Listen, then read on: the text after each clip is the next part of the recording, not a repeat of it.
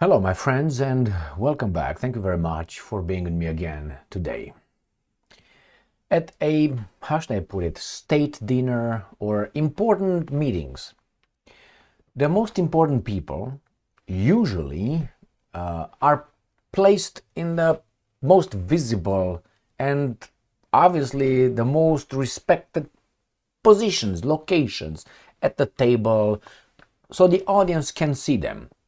Why? Because they have the most power. So they have, or should have, should be given the most respect. Why? Because, as I said, they have the decision-making power. The other ones are going to be behind. That's the way it should be. The stronger should lead. Now, the stronger intellectually, the stronger physically, depending on the circumstances.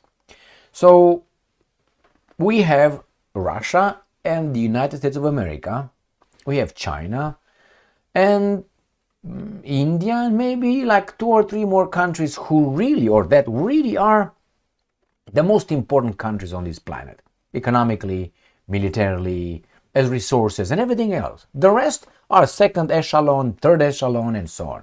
So if, let's say, tomorrow the United States of America will disappear, let's say there's no more, or Russia or China, there would be a fantastic impact on many spheres, not only economically, politically. It's going to be a big, how should I put it, big impact.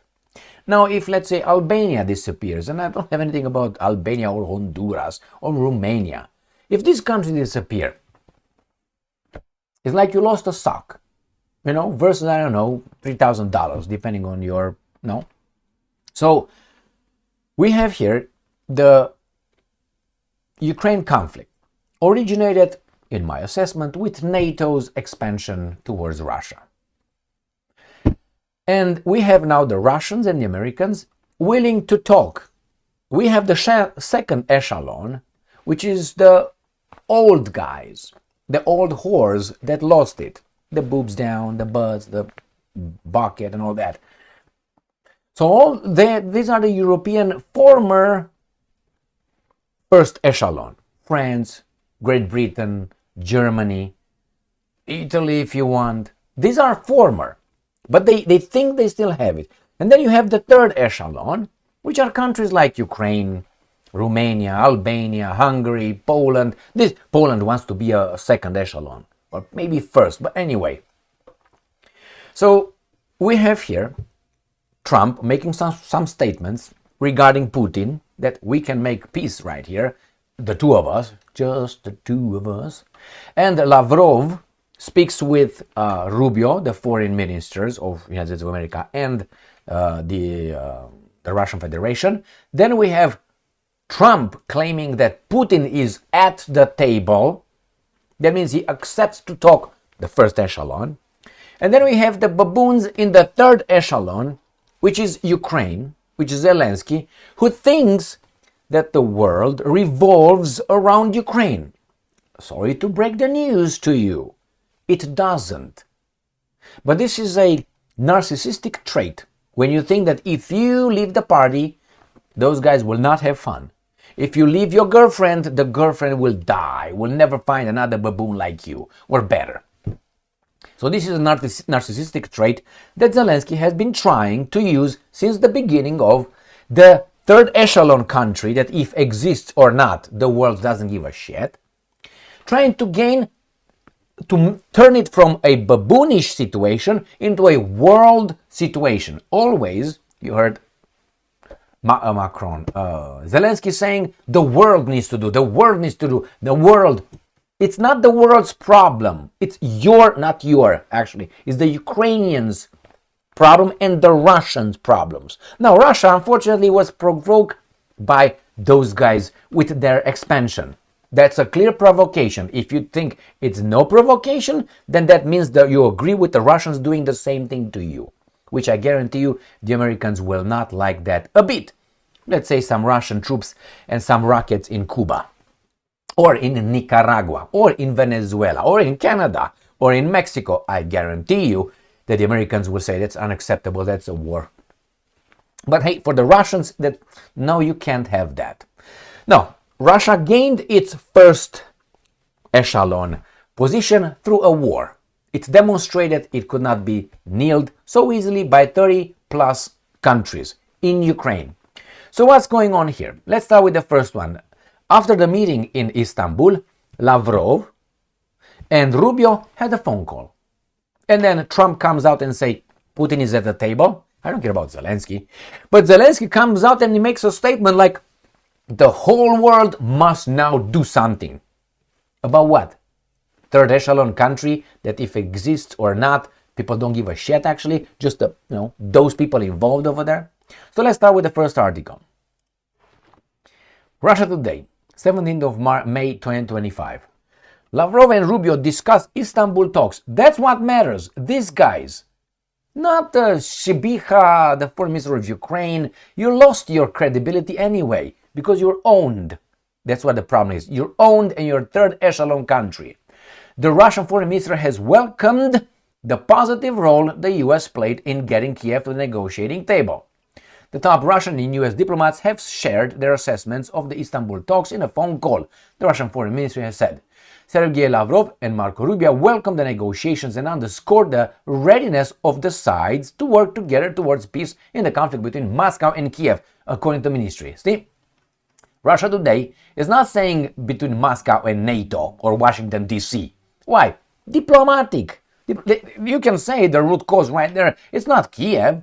Kiev was owned, was toppled, was taken over. But hey, diplomacy. The conversation took place on Saturday at the initiative of the US. According to the statement, Rubio welcomed the agreements reached by the Russian and Ukrainian delegations during the talks on Friday and affirmed Washington's readiness to support the settlement process. It's a process, my friends. Lavrov praised the positive role America played in bringing Kiev to the negotiating table, when actually this is how it is. Lavrov negotiated with the Americans through Kiev, but Kiev think that they are, as I said, first echelon country to the negotiating table and agreeing to resume the Istanbul peace process. Okay, that's good. He also expressed Moscow readiness to work with Washington on this. That's all they need. The managers, the CEOs, not the line assembly people. No, you do your right thing over there, but let us decide. In addition, Lavrov and Rubio discuss other international and regional issues as well as Russia-US bilateral contacts, the ministry said, without providing further details. Got it? So that's what they talk. It's good. They're talking about it. And but I read an article where Rubio was disappointed that it was not more achieved over there, but in Istanbul between the Russians and the Ukrainians. But he said it's good that at least they talked or something like this, which is normal and logical coming from Rubio as well. Now let's go to the second part, and then with the third part of this video. Second, Russia Today. Putin is at the table for Ukraine talks. All right. So whenever you, my friends, hear this, Russia does not want to negotiate. Russia wants to continue war. Russia is this and that. Trump says no. Putin is at the table to discuss. The problem is they will not like what Putin has to discuss because Putin is going to come with the same list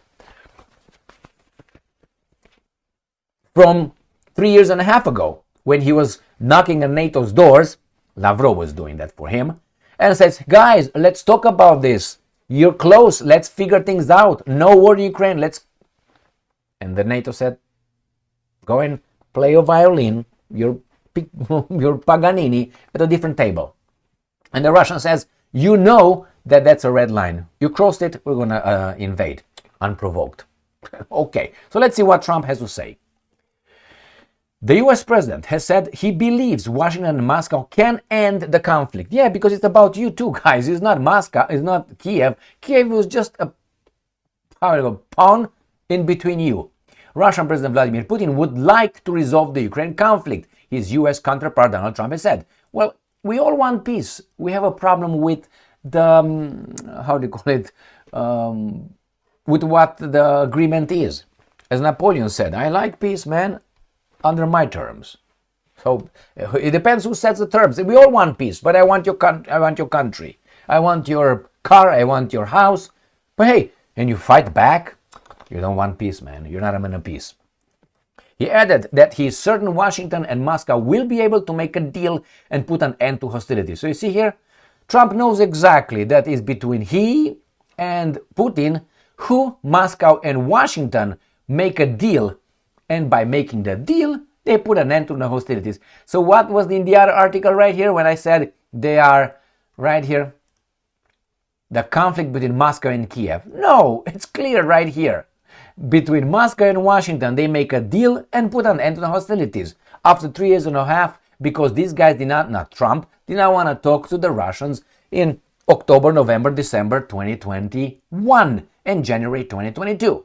On Friday, Russian and Ukrainian Now, in a Fox News interview aired the same day, Trump pushed back against the notion that Putin does not want to engage in any kind of talks in Ukraine. This is the narrative. And Trump says, no, that's not how it is. And I'm quoting, he is at the table and he wanted this meeting. That's correct. The US president has said, I think Putin is tired of this whole thing. According to Trump, however, his involvement is essential to a breakthrough in the peace process. And I'm quoting, I always felt there can't be a meeting without me because I don't think a deal's gonna get through, he said. Nevertheless, he expressed optimism about the challenges of reaching a settlement. And I'm quoting, I have a good relationship with Putin. I think we'll make a deal. We have to get together, and I think we'll probably schedule it. Very good. When pressed again on whether he sees Putin as the obstacle to peace, Trump shifted the focus to Ukraine's Vladimir Zelensky. I had a real rough session with Zelensky because I didn't like what he said. He was not making it easy. He doesn't have the cards. You got it? So, it's clear who's who, what's what. So when you hear any politician, I'm not, how should I put it? I share Trump's statement, position. It's between the two guys over there and the other baboon over there, which is Zelensky. He is backed by other interests that try to prolong this war that should not have started in the first place. So when you hear anybody over there saying, well, Putin doesn't want peace. Putin wants to, his imperialist tendencies, or whatever he wants, whatever they say about this. You know that person is either a weasel, that means he knows, but he plays like that, or he's a baboon, parroting what the media tells them. That means, whoop. Now, if you fall under a third category, I want to hear about it. All right, let's go to the Zelensky Stein, who thinks that a third echelon is a first echelon. He has no cards. I said this many times before, and as Trump nicely put it, he has no cards, but he has the biggest mouth. And I always give you that analogy or example with Tyson Fury and Alexander Usyk, the first, not the second, the first, when Tyson Fury should have been knocked out, but the referee, which is the United States of America, saved Ukraine, which is Tyson Fury, for being knocked the fuck out. You remember? There's a picture. No, let me show you the picture, actually. It's the best way. I can't make it bigger than that, but this is the face. You can find another one. This is the face, and I think there's one more here. This is where the guy is like that. This is Ukraine. This is Ukraine, all right? Or this is even better right here. I can make it ask me all kind of baboon steins right there, but it doesn't stay. So that is where I see Ukraine like that.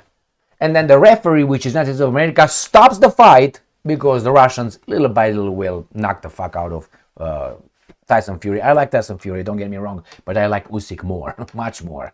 Anyway, so that's what's going on. And Zelensky's over there saying all kind of things when he's about to be knocked out. That's a lot of chutzpah, as they say it. So let me show you this article. DPA International, Zelensky, from 1 day ago. World must respond.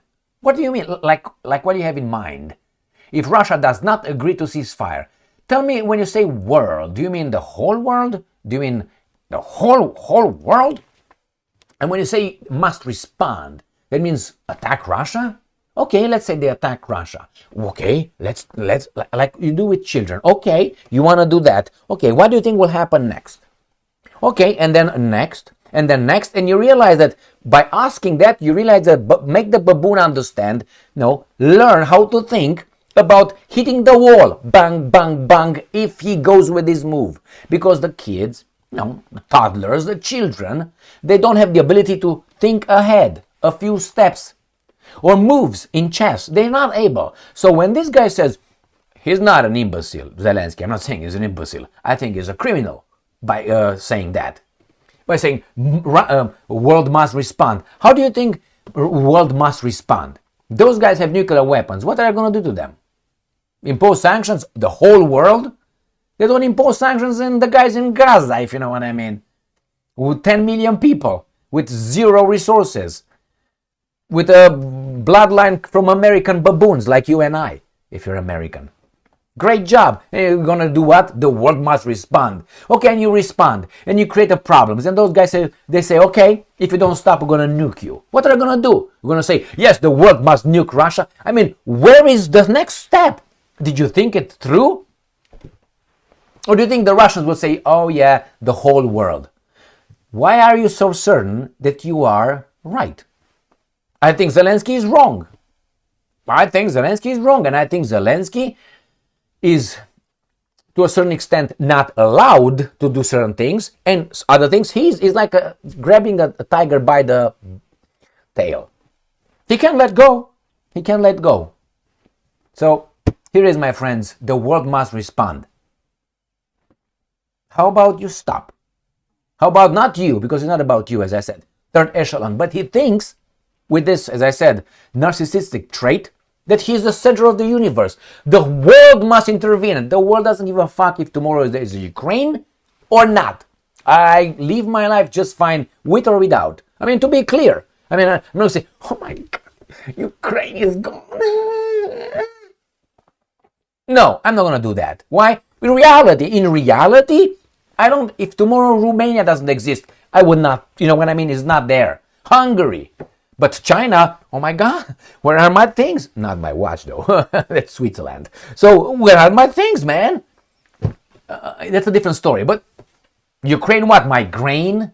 These guys have enough, how do you call it, modified genetic material to get us all with cancer and shit.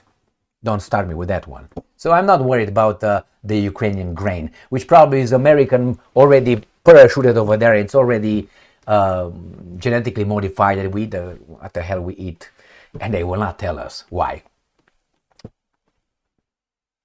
So thank you very much for being with me again today. Stay strong, stay smart, look for the truth, and be just.